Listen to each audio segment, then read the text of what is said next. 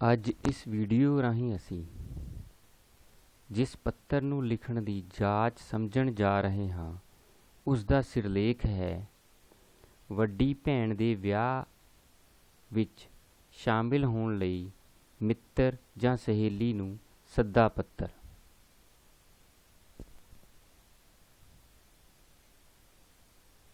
ਇਸ ਪੱਤਰ ਦੀ ਵਿਸ਼ਾ ਸਮੱਗਰੀ ਮਿਡਲ ਸ਼੍ਰੇਣੀਆਂ ਨੂੰ ਧਿਆਨ ਵਿੱਚ ਰੱਖ ਕੇ ਤਿਆਰ ਕੀਤੀ ਗਈ ਹੈ। ਇਸ ਪੱਤਰ ਦਾ ਪੱਧਰ 6ਵੀਂ 7ਵੀਂ ਜਾਂ 8ਵੀਂ ਜਮਾਤਾਂ ਲਈ ਹੈ। ਸੋ ਇਹ ਪੱਤਰ ਇਹਨਾਂ ਜਮਾਤਾਂ ਲਈ ਫਾਇਦੇਮੰਦ ਹੋਏਗਾ। ਆਓ ਇਸ ਪੱਤਰ ਨੂੰ ਲਿਖਣ ਦੀ ਜਾਂਚ ਨੂੰ ਸਿੱਖੀਏ। ਸਭ ਤੋਂ ਪਹਿਲਾਂ ਤੁਹਾਡੀ ਸਕਰੀਨ ਤੇ ਜੋ ਤੁਹਾਨੂੰ ਨਜ਼ਰ ਆ ਰਿਹਾ ਹੈ ਉਹ ਇੱਕ ਪੰਨਾ ਹੈ ਤੇ ਸਭ ਤੋਂ ਉੱਪਰ ਲਿਖਿਆ ਹੋਇਆ ਹੈ ਜੋ ਉਹ ਪੱਤਰ ਦਾ ਸਿਰਲੇਖ ਹੈ। ਵੱਡੀ ਭੈਣ ਦੇ ਵਿਆਹ ਵਿੱਚ ਸ਼ਾਮਿਲ ਹੋਣ ਲਈ ਮਿੱਤਰ ਜਾਂ ਸਹੇਲੀ ਨੂੰ ਸੱਦਾ ਪੱਤਰ। ਹੁਣ ਅੱਗੇ ਜੋ ਆਉਂਦਾ ਹੈ ਪੱਤਰ ਦੇ ਵਿੱਚ ਸਭ ਤੋਂ ਪਹਿਲਾਂ ਪੱਤਰ ਦਾ ਆਰੰਭਲਾ ਹਿੱਸਾ। ਆਰੰਭਲੇ ਹਿੱਸੇ ਦੇ ਵਿੱਚ ਸੱਜੇ ਹੱਥ ਸਭ ਤੋਂ ਉੱਪਰ ਲਿਖਿਆ ਜਾਏਗਾ ਪ੍ਰੀਖਿਆ ਭਵਨ। ਪ੍ਰੀਖਿਆ ਭਵਨ ਕਿਉਂ ਲਿਖਿਆ ਜਾਏਗਾ? ਕਿਉਂਕਿ ਇੱਥੇ ਸਿਰਲੇਖ ਦੇ ਵਿੱਚ ਸਾਡੇ ਕੋਲ ਕੋਈ ਵੀ ਪਤਾ ਟਿਕਾਣਾ ਨਹੀਂ ਲਿਖਿਆ ਹੋਇਆ। ਸੋ ਅਸੀਂ ਲਿਖਿਆ ਪ੍ਰੀਖਿਆ ਭਵਨ। ਪ੍ਰੀਖਿਆ ਭਵਨ ਤੋਂ ਬਾਅਦ ਫਿਰ ਕੌਮਾ, ਫਿਰ ਸ਼ਹਿਰ ਦਾ ਨਾਮ, ਜੋ ਵੀ ਤੁਹਾਡੇ ਸ਼ਹਿਰ ਦਾ ਨਾਮ ਹੈ ਜਿੱਥੇ ਤੁਸੀਂ ਰਹਿ ਰਹੇ ਹੋ। ਜਿਵੇਂ ਇੱਥੇ ਚੰਡੀਗੜ੍ਹ ਲਿਖਿਆ ਹੋਇਆ ਹੈ, ਸ਼ਹਿਰ ਦਾ ਨਾਮ ਲਿਖ ਕੇ ਫਿਰ ਡੰਡੀ। ਜੇ ਸ਼ਹਿਰ ਦਾ ਨਾਮ ਤੁਸੀਂ ਨਹੀਂ ਲਿਖਣਾ ਤਾਂ ਤੁਸੀਂ ਊੜਾ ਆੜਾ ਈੜੀ ਜਾਂ ਕੱਕਾ ਖੱਖਾ ਗੱਗਾ ਵੀ ਲਿਖ ਸਕਦੇ ਹੋ। ਫਿਰ ਡੰਡੀ। ਉਸ ਤੋਂ ਬਾਅਦ ਮਿਤੀ, ਜਿਸ ਮਿਤੀ ਨੂੰ ਤੁਸੀਂ ਪੱਤਰ ਲਿਖ ਰਹੇ ਹੋ। ਜਿਵੇਂ ਇੱਥੇ 11/8/2020 ਲਿਖਿਆ ਹੋਇਆ ਹੈ। ਉਸ ਤੋਂ ਬਾਅਦ ਫੁੱਲ ਸਟਾਪ। ਇੱਥੇ ਇਹਨਾਂ ਤਿੰਨਾਂ ਜੋ ਸਤਰਾਂ ਹੈ ਲਿਖੀਆਂ ਹੋਈਆਂ ਹਨ, ਇਹਨਾਂ ਤੋਂ ਬਾਅਦ ਚੌਥੀ ਸਤਰ ਦੇ ਵਿੱਚ, ਅਗਲੀ ਸਤਰ ਦੇ ਵਿੱਚ ਸੰਬੋਧਨੀ ਸ਼ਬਦ ਆਉਣਗੇ ਕਿ ਅਸੀਂ ਸੰਬੋਧਨ ਕਿਸ ਨੂੰ ਕਰਨਾ ਹੈ। ਸਾਡੇ ਸਿਰਲੇਖ ਦੇ ਵਿੱਚ ਮਿੱਤਰ ਜਾਂ ਸਹੇਲੀ ਨੂੰ ਅਸੀਂ ਲਿਖਣਾ ਹੈ। ਸੋ ਇੱਥੇ ਜੋ ਲਾਲ ਤੇ ਹਰੇ ਰੰਗ 'ਚ ਸ਼ਬਦ ਤੁਹਾਨੂੰ ਨਜ਼ਰ ਆ ਰਹੇ ਹਨ, ਲਾਲ ਰੰਗ ਵਾਲੇ ਸ਼ਬਦ ਲੜਕੇ ਲਿਖਣਗੇ ਜਦੋਂ ਆਪਣੇ ਮਿੱਤਰ ਨੂੰ ਸੱਦਾ ਦੇ ਰਹੇ ਹਨ। ਜਿਵੇਂ ਪਿਆਰੇ, ਅੱਗੇ ਆਪਣੇ ਮਿੱਤਰ ਦਾ ਨਾਮ, ਫਿਰ ਕੌਮਾ। ਤੇ ਲੜਕੀਆਂ ਲਿਖਣਗੀ ਪਿਆਰੀ, ਅੱਗੇ ਆਪਣੀ ਸਹੇਲੀ ਦਾ ਨਾਮ, ਫਿਰ ਕੌਮਾ। ਸੋ ਇੰਨੇ ਹਿੱਸੇ ਦੀ ਪੱਤਰ ਦੇ ਇੱਕ ਖਾਸ ਸੇਧ ਹੈ, ਇੱਕ ਖਾਸ ਤਰਤੀਬ ਹੈ। ਜਿਵੇਂ ਪ੍ਰੀਖਿਆ ਭਵਨ ਤੋਂ ਬਾਅਦ ਕੌਮਾ ਲਗਾ ਕੇ ਸ਼ਹਿਰ ਦਾ ਨਾਮ ਲਿਖਿਆ ਜਾਏਗਾ, ਫਿਰ ਡੰਡੀ, ਫਿਰ ਮਿਤੀ, ਮਿਤੀ ਤੋਂ ਬਾਅਦ ਫੁੱਲ ਸਟਾਪ। ਇਹ ਜੋ ਹਿੱਸਾ ਹੈ ਇਸ ਦੀ ਸੱਜੇ ਪਾਸੇ ਇਸ ਤਰ੍ਹਾਂ ਇੱਕ ਸੇਧ ਹੋਏਗੀ।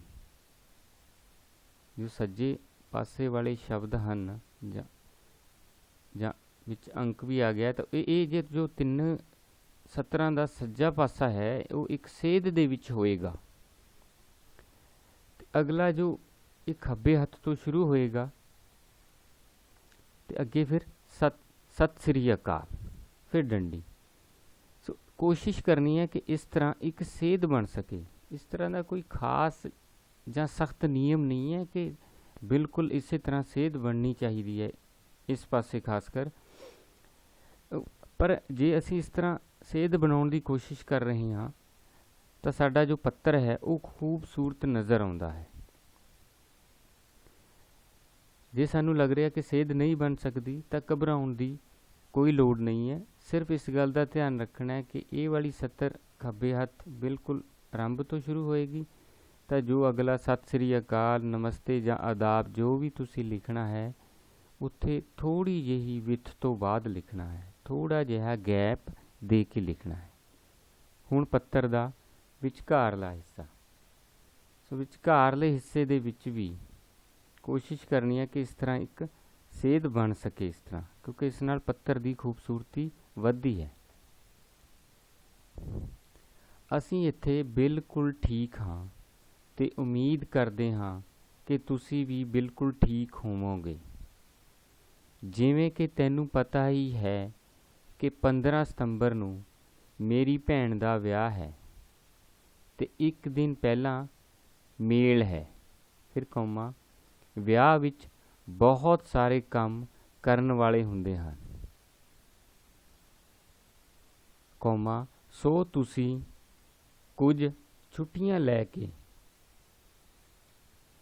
ਇੱਥੇ ਕੁਝ ਦਿਨ ਪਹਿਲਾਂ ਮੇਰੇ ਕੋਲ ਪਹੁੰਚ ਜਾਣਾ।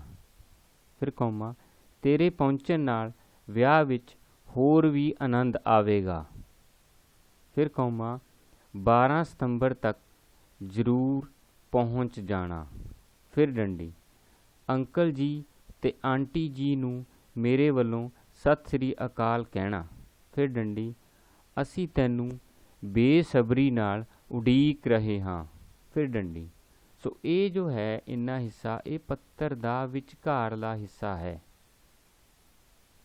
ਇਸ ਨੂੰ ਵੀ ਕੋਸ਼ਿਸ਼ ਕਰਨੀ ਹੈ ਕਿ ਆਰੰਭ ਇਸ ਤਰ੍ਹਾਂ ਹੋ ਜਾਏ, ਪਰ ਜੇ ਸਾਨੂੰ ਲੱਗਦਾ ਕਿ ਸੇਧ ਬਿਲਕੁਲ ਨਹੀਂ ਬਣ ਰਹੀ ਤਾਂ ਇੱਥੇ ਥੋੜ੍ਹੀ ਜਿਹੀ ਵਿੱਥ ਤੋਂ ਬਾਅਦ ਇਹਨੂੰ ਲਿਖ ਦੇਣਾ ਹੈ। ਹੁਣ ਪੱਤਰ ਦਾ ਜੋ ਅਗਲਾ ਹਿੱਸਾ ਹੈ ਉਹ ਹੈ ਅੰਤਲਾ ਹਿੱਸਾ। ਇਸ ਦੇ ਵਿੱਚ ਵੀ ਤੁਹਾਨੂੰ ਜੋ ਸ਼ਬਦ ਨਜ਼ਰ ਆ ਰਹੇ ਹਨ ਉਹ ਲਾਲ ਤੇ ਹਰੇ ਰੰਗ ਦੇ ਵਿੱਚ ਹਨ। ਜੇ ਤਾਂ ਇੱਥੇ ਅਸੀਂ ਲਿਖਿਆ ਹੈ ਪਿਆਰੇ, ਫਿਰ ਅੱਗੇ ਨਾਮ ਲਿਖ ਕੇ ਕੌਮਾ, ਤਾਂ ਇੱਥੇ ਆਏਗਾ ਤੇਰਾ ਮਿੱਤਰ ਕੌਮਾ। ਖਾਸ ਕਰ ਜੋ ਲੜਕੇ ਹਨ ਉਹ ਲਿਖਣਗੇ ਇੱਥੇ ਪਿਆਰੇ, ਫਿਰ ਜਿਸ ਦੋਸਤ ਨੂੰ ਤੁਸੀਂ ਚਿੱਠੀ ਲਿਖ ਰਹੇ ਹੋ ਉਸ ਦਾ ਨਾਮ ਕੌਮਾ, ਤੇ ਇੱਥੇ ਤੇਰਾ ਮਿੱਤਰ ਕੌਮਾ। ਤੇ ਲੜਕੀਆਂ ਇੱਥੇ ਪਿਆਰੀ, ਫਿਰ ਆਪਣੀ ਸਹੇਲੀ ਦਾ ਨਾਮ ਕੌਮਾ, ਤੇ ਇੱਥੇ ਲਿਖਿਆ ਜਾਏਗਾ ਤੇਰੀ ਸਹੇਲੀ ਕੌਮਾ, ਅੰਤ ਦੇ ਵਿੱਚ ਲਿਖਣ ਵਾਲੇ ਦਾ ਨਾਮ। ਫਿਰ ਡੰਡੀ। ਸੋ ਪੱਤਰ ਦੇ ਵਿੱਚ ਜਿਵੇਂ ਇਸ ਪਾਸੇ ਇੱਕ ਸੇਧ ਬਣਦੀ ਹੈ ਇਹਨਾਂ ਸਤਰਾਂ ਦੀ, ਇਸੇ ਤਰ੍ਹਾਂ ਜੋ ਅੰਤਲਾ ਹਿੱਸਾ ਹੈ ਜੋ ਸੱਜੇ ਪਾਸੇ ਆ ਰਿਹਾ ਹੈ, ਜੋ ਇਸ ਹਿੱਸੇ ਦੇ ਬਿਲਕੁਲ ਥੱਲੇ ਆਏਗਾ, ਉਸ ਦੀ ਵੀ ਇਸ ਪਾਸੇ ਇਹਨਾਂ ਦੋਨਾਂ ਸਤਰਾਂ ਦੀ ਇੱਕ ਸੇਧ ਬਣੇਗੀ ਜਿਵੇਂ ਤੁਹਾਨੂੰ ਸਕਰੀਨ ਤੇ ਨਜ਼ਰ ਆ ਰਿਹਾ ਹੈ। ਇੱਥੇ ਸੇਧ, ਫਿਰ ਇੱਥੇ ਸੇਧ, ਇੱਥੇ ਆਰੰਭ ਤੋਂ ਇੱਥੇ ਥੋੜ੍ਹੀ ਜਿਹੀ ਵਿੱਥ ਤੋਂ ਬਾਅਦ ਕੋਸ਼ਿਸ਼ ਹੋ ਸਕੇ ਜੇ ਇੱਥੇ ਸੇਧ ਦੇ ਵਿੱਚ ਹੋ ਸਕਣ। ਸੋ ਹੁਣ ਤੁਸੀਂ ਇਸ ਪੱਤਰ ਨੂੰ ਆਪਣੀ ਕਾਪੀਆਂ ਦੇ ਵਿੱਚ ਲਿਖ ਸਕਦੇ ਹੋ। ਲਿਖਣ ਸਮੇਂ ਸ਼ਬਦ ਜੋੜਾਂ ਦਾ ਵਿਸ਼ੇਸ਼ ਧਿਆਨ ਰੱਖਣਾ ਹੈ। ਬਹੁਤ ਹੀ ਧਿਆਨ ਨਾਲ ਸਮਝ ਕੇ ਪੜ੍ਹ ਕੇ ਇਸ ਪੱਤਰ ਨੂੰ ਲਿਖਣਾ ਹੈ।